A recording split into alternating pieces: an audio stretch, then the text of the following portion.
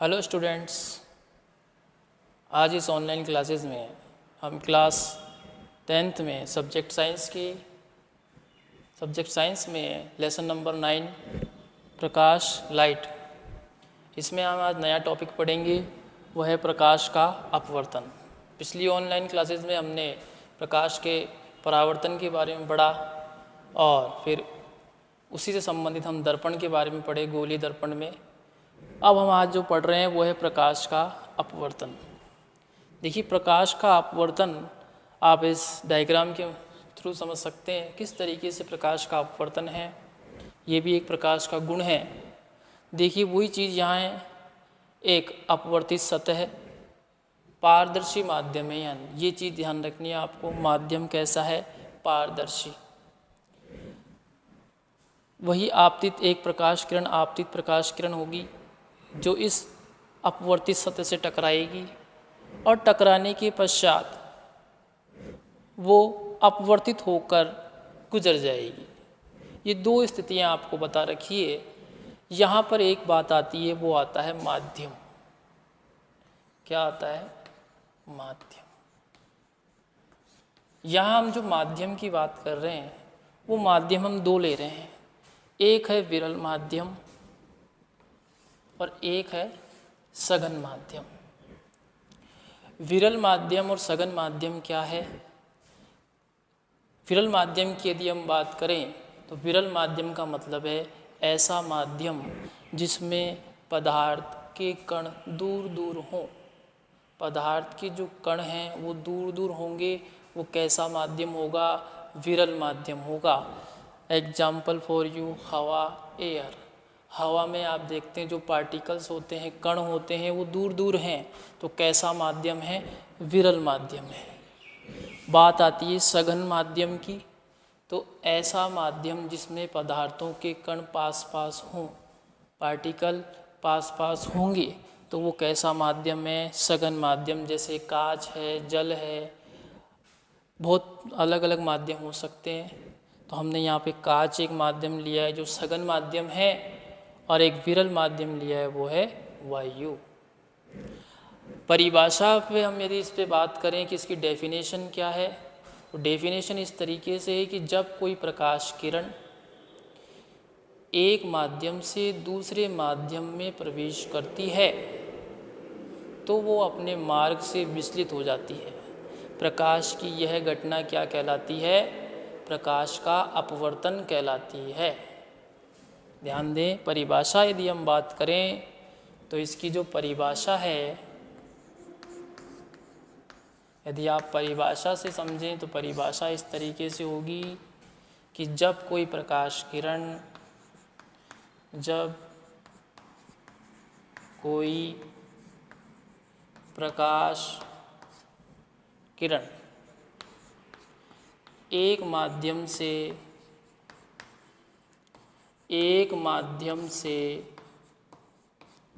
दूसरे माध्यम में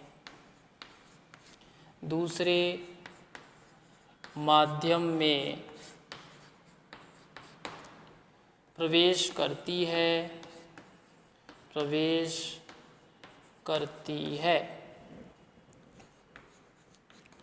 तो वह अपने मार्ग से विचलित हो जाती है।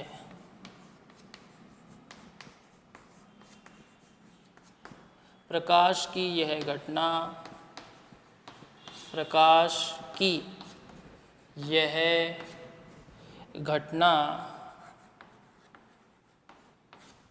प्रकाश अपवर्तन कहलाता है। प्रकाश की यह घटना प्रकाश का अपवर्तन कहलाता है। अपवर्तन कहलाता है।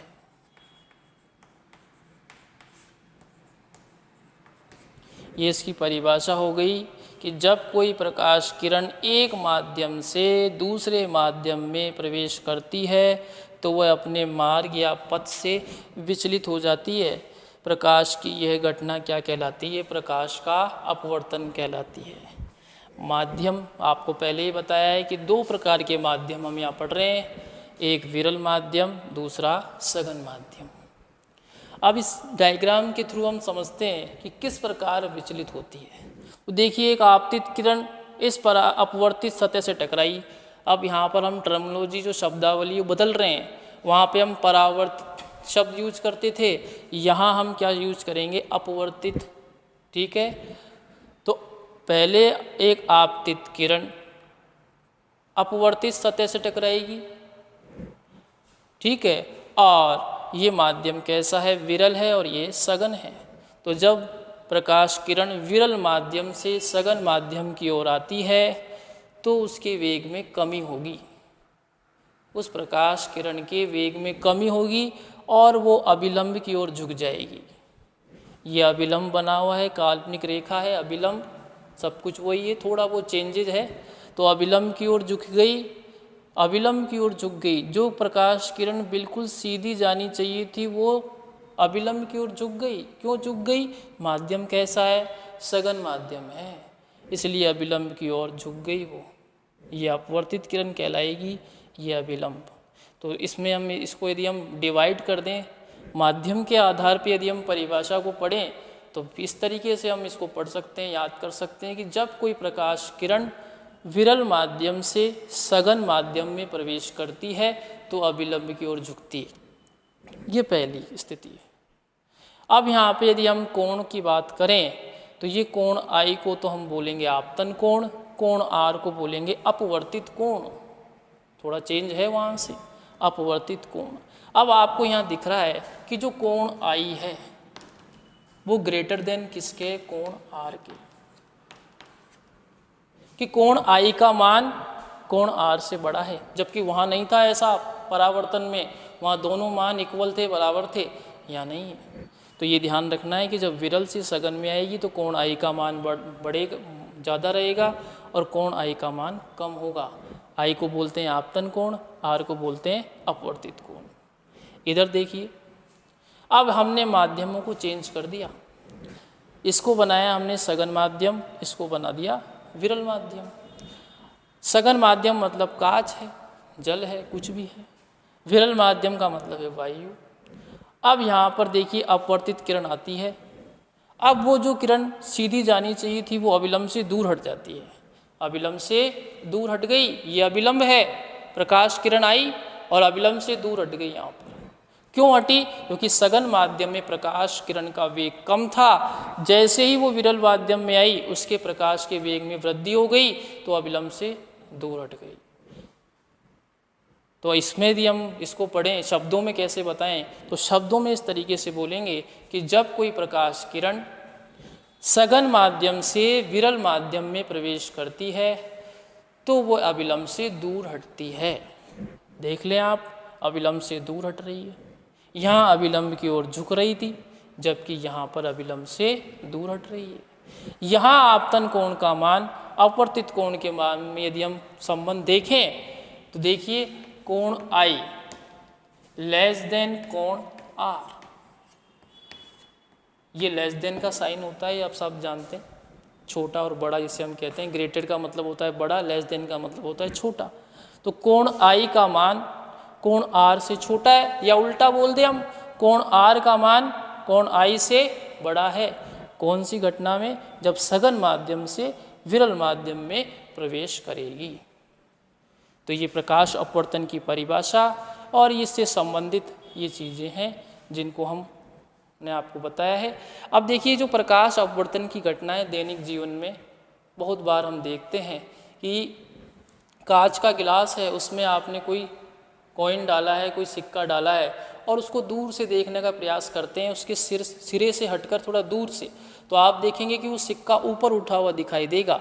अब वहाँ पर क्या है? ये स्थिति है कि प्रकाश किरण उस पात्र में से, उस गिलास में से प्रकाश किरण आपके नेत्र में आ रही है, तो वो कैसा माध्यम है? सघन माध्यम है। और आप जहाँ खड़े हैं वो कैसा माध्यम है? विरल माध्यम है। तो वो प्रकाश किरण जब आपके नेत्र पे गिरेगी तो अभिलंब से दूर हटेगी, और दूर हटने के कारण ही वो सिक्का आपको ऊपर उठा हुआ दिखाई देगा। पेंसिल यूज कर सकते हैं आप, पेंसिल को आधी डुबो दीजिए तो पेंसिल थोड़ी सी ऊपर उठी हुई दिखाई देगी आपको, जो डूबी हुई है, जो बाहर है वो नहीं, जो डूबी हुई वो पेंसिल आपको ऊपर उठाई देगी। ये दैनिक जीवन में हम छोटे मोटे प्रयोग करते हैं तो देखते हैं हम। उसके अलावा यदि हम बात करें तो एक आता है वर्ण विक्षेपण, मतलब रंगों का बटना। इंद्रधनुष को आपने देखा है बारिश के समय में, जब बारिश भी होती रहती है और धूप भी थोड़ी बहुत रहती है तो उस समय एक इंद्रधनुष रेनबो का निर्माण होता है। वो भी किस पर आधारित है? प्रकाश के अपवर्तन पर आधारित है।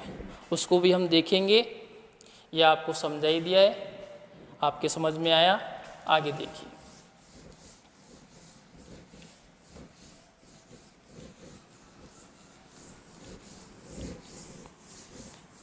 ऐसे ही एक घटना और होती है, सूर्य उदय होने के समय और सूर्य अस्त होने के समय। इस सूर्य उदय होता है उससे पहले उसकी काल्पनिक यानी जो प्रतिबिंब है वो आपको दिखाई देगा, और जब अस्त होता है जब भी ऐसा होता है, वो भी किसके आधार पर है? प्रकाश के अपवर्तन पर। इससे ही संबंधित हम चीज़ पढ़ रहे हैं, वर्ण विक्षेपण। वर्ण विक्षेपण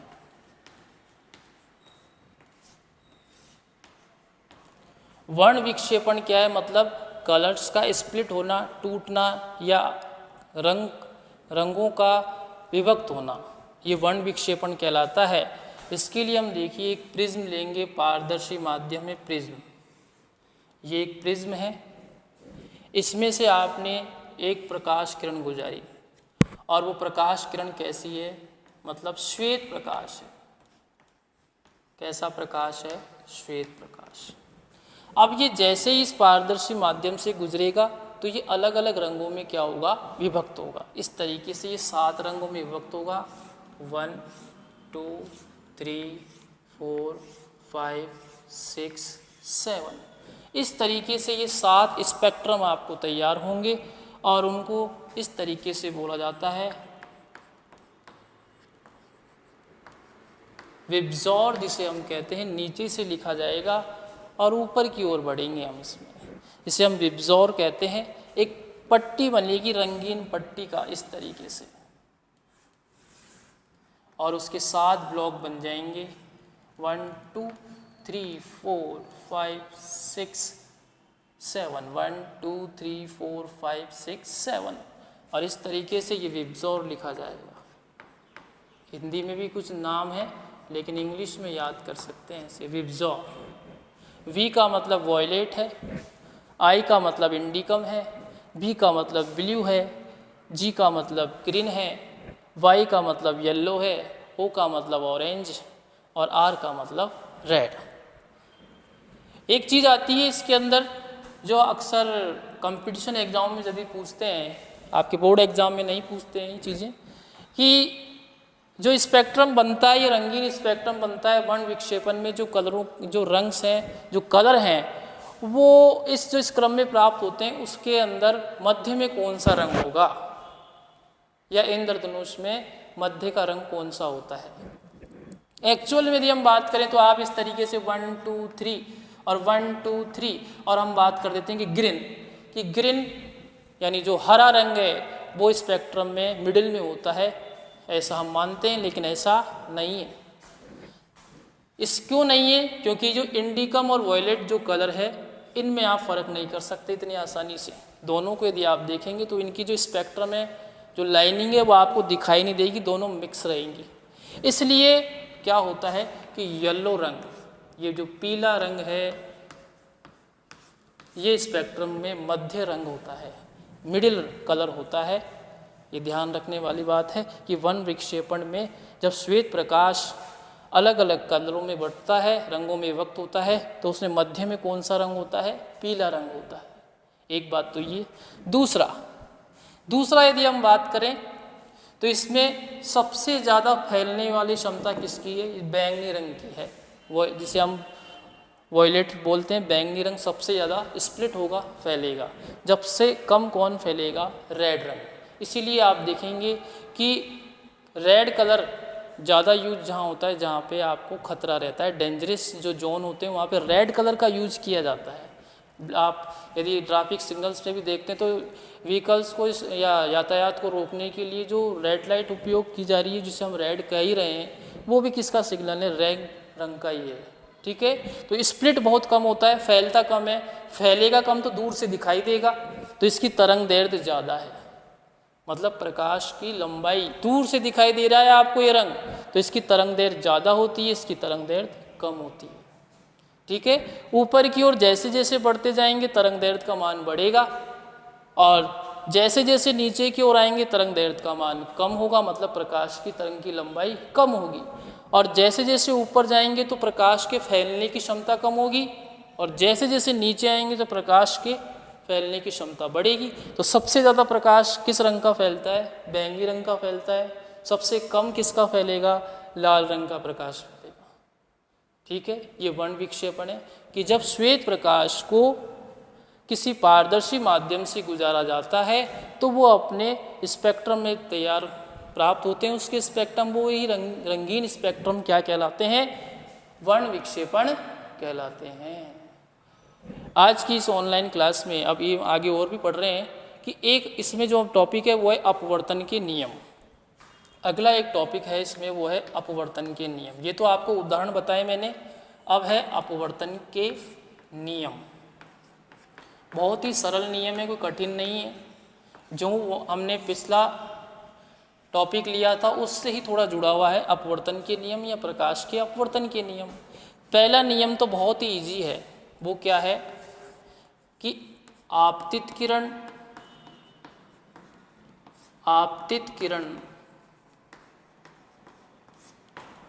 अविलंब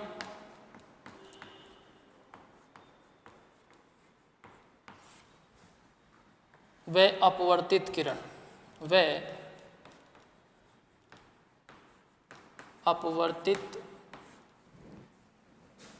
किरण तीनों एक ही तल पर, एक ही बिंदु या एक ही तल पर उपस्थित होते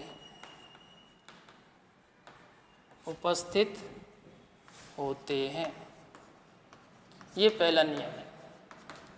दूसरा नियम, साइन आई बराबर साइन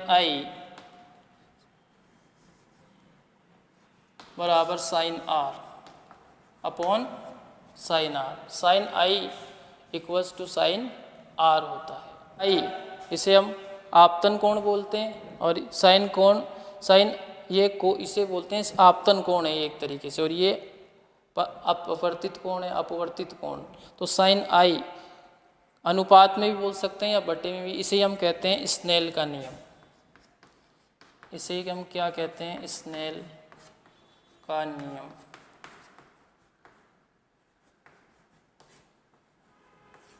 इसे आपतन कोण की जा बटे अपवर्तित कोण की जा अनुपात में रहती है, या बटे में बोल सकते हैं। इसे स्नेल का नियम भी कहते हैं। ये स्थिर रहता है, नियत मान है इसका, ये स्नेल का नियम कहलाता है। और ये स्थिर है एक तरीके से, स्थिरांक जिसे हम कहते हैं स्थिर। इसके मान होते हैं कि जल के लिए इतना है, वायु के लिए इतना है, केरोसिन के लिए इतना है, वो मान फिक्स है। तो ये स्नेल का नियम कहलाता है। तो दो नियम पढ़े हमने। पहला कि आपतित किरण, अपवर्तित किरण, अभिलंब, तीनों एक ही बिंदु, एक ही तल पर उपस्थित होते हैं या होंगे। दूसरा कि आपतन कोण की जा और अपवर्तित कोण की जा का मान क्या होता है? स्थिर होता है, और इसे हम क्या कहते हैं? स्नेल का नियम कहते हैं। अगली क्लास में, जब ऑनलाइन क्लास अगली क्लास होगी, उसमें हम गोलीय लेंस के द्वारा अपवर्तन पढ़ेंगे। गोलीय लेंस जो कितने प्रकार के हैं, उसके क्या नियम हैं, वो चीज़ पढ़ेंगे। आज की ऑनलाइन क्लासेज में आपका धन्यवाद। Thank you.